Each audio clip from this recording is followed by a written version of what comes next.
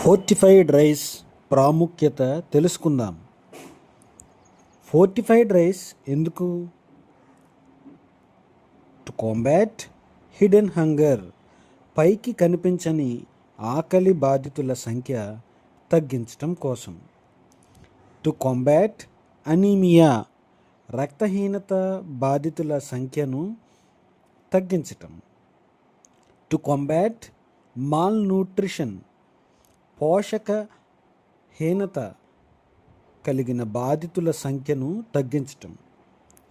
To strengthen back bone and nervous health, ఆరోగ్యకరమైన వెన్నెముక మరియు నాడీ వ్యవస్థ కోసం. టు ఇంప్రూవ్ మెమరీ పవర్, జ్ఞాపక శక్తి మెరుగుపరచడం కోసం.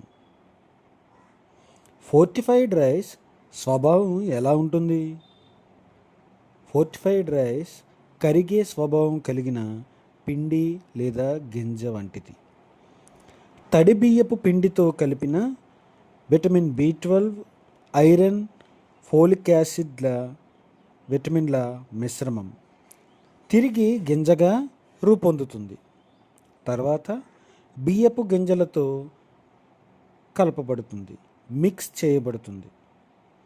ఈ ఫోర్టిఫైడ్ రైస్ గ్రెయిన్ని ఫోర్టిఫైడ్ రైస్ కెర్నల్స్ అని పిలుస్తారు.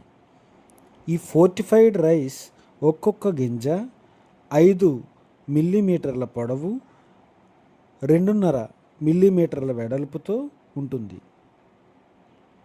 ఫోర్టిఫైడ్ రైస్లో ఏ ఏ పోషకాలు లభిస్తాయి?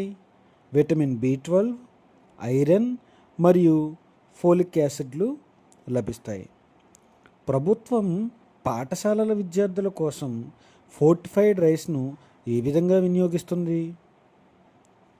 1 కేజీ బియ్యానికి 10 గ్రాముల ఫోర్టిఫైడ్ రైస్ని ప్రభుత్వం వారు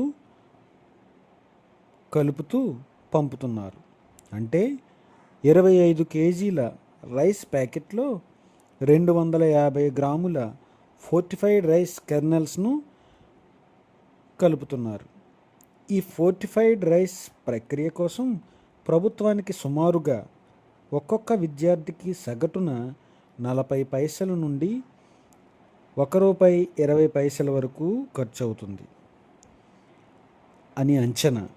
2018లో అనీమియా ముక్త్ భారత్ అనే ప్రోగ్రాం ద్వారా మొదలై 2024లో పూర్తి స్థాయిలో ఈ ఫోర్టిఫైడ్ రైస్ యొక్క ఈ కార్యక్రమం ఆచరణలో ఉంది.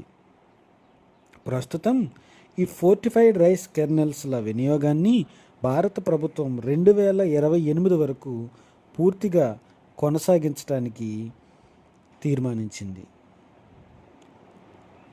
పాఠశాలల CCH వంటవారికి సూచన. పాఠశాలలో విద్యార్థుల కొరకు వండుతున్న వంటలో వండుతున్న బియ్యానికి సమపాలలో నీరు పోసి అత్తెసరులా వండాలి. గెంజి వార్చకుండా, తద్వారా ఫోర్టిఫైడ్ రైస్ కెర్నల్స్ వృధాగా పారబోయకుండా జాగ్రత్త వహించాలి. Thank you.